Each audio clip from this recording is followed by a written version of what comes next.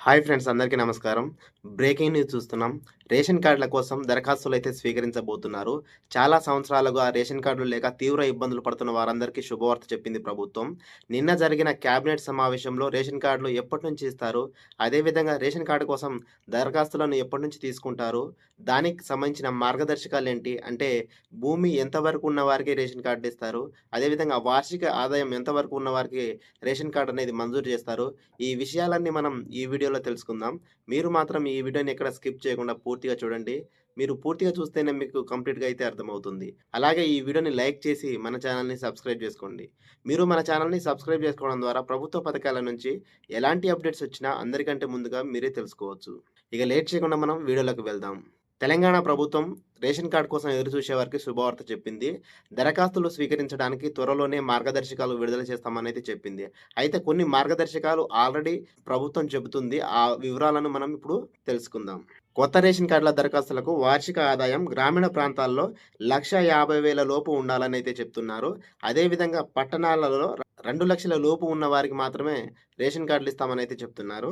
అదేవిధంగా 3.5 అంటే 3.5 ఎకరాల వ్యవసాయ భూమి, 7.5 ఎకరాల లోపు మెట్ట భూమి అంటే బీడు భూములు అంటారు కదా!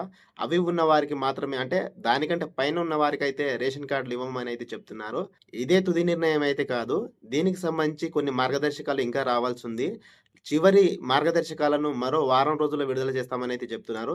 అయితే పక్క రాష్ట్రాలైన తమిళనాడు, కర్ణాటక, మహారాష్ట్రాల్లో కూడా దీనికి సంబంధించి కొన్ని కీలక అంశాలైతే చర్చించారు. ఇతర రాష్ట్రాల్లో కూడా ఏ విధంగా రేషన్ కార్డులు ఇస్తున్నారు, దానికి సంబంధించి మార్గదర్శకాలు ఎలా పెడుతున్నారనే దాన్ని కూడా పరిశీలిస్తున్నారు అధికారులు.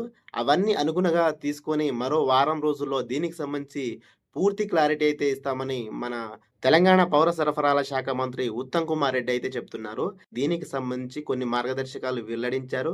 అదేవిధంగా మరికొన్ని వాటిని వేరే రాష్ట్రాల్లో ఏ విధంగా చేస్తున్నారనేది మొత్తం పరిశీలించిన తర్వాత తుది నిర్ణయం తీసుకుంటామని అయితే చెప్తున్నారు. అయితే ఇక్కడ మీరు ఒకటి గుర్తుంచుకోవాలి. ఇక్కడ వార్షిక ఆదాయం వచ్చేసి 2,00,000 లోపు ఉండాలి. అది పట్టణ ప్రాంతాల్లో 1,50,000 లోపు ఉన్నవారికి మాత్రమే రేషన్ కార్డులు ఇస్తామని అయితే చెప్తున్నారు. కానీ ఇది చాలా దారుణం. ఎందుకంటే ఇప్పుడు 1,50,000 ఆ వార్షిక ఆదాయం అంటే చాలా మందికి ఇంకా ఎక్కువనే ఉంటుంది. కాబట్టి ఈ కండిషన్‌లు గిట్ట పెడితే మాత్రం చాలా మందికి రేషన్ కార్డులు రావనే చెప్పొచ్చు.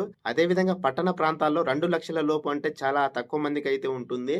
అందరికి 2,00,000 పైనే వార్షిక ఆదాయం అయితే ఉంటుంది. కాబట్టి రేషన్ కార్డులు చాలా మందికైతే రావనైతే చెప్పుకోవచ్చు. ప్రస్తుతం ఉన్న లిమిట్‌లను ఇంకా కొంత పెంచాలనైతే ప్రభుత్వం చూస్తున్నట్టు మనకొస్తున్న సమాచారం. కొత్త రేషన్ కార్డులకు సంబంధించి పూర్తి క్లారిటీ మార్గదర్శకాలు విడుదలైన తర్వాత మీకు వెంటనే తెలియజేయాలంటే మన ఛానెల్‌ని సబ్స్క్రైబ్ చేసుకోండి. అలాగే రేషన్ కార్డ్ కోసం ఎదురు చూసే వారికి ఈ వీడియోని షేర్ చేయండి. ఎందుకంటే వారు కూడా ఈ రేషన్ కార్డ్‌కు సంబంధించిన వివరాలన్నీ తెలుసుకొని రేషన్ కార్డ్ కోసం అప్లై చేసుకుంటారు. త్వరలోనే మనకు అక్టోబర్ నుంచి అయితే ఈ దరఖాస్తులైతే స్వీకరించబోతున్నారని క్లారిటీ అయితే వచ్చింది. ఈ వీడియో మీకు నచ్చితే లైక్ చేసి మన ఛానెల్‌ని సబ్స్క్రైబ్ చేసుకోండి.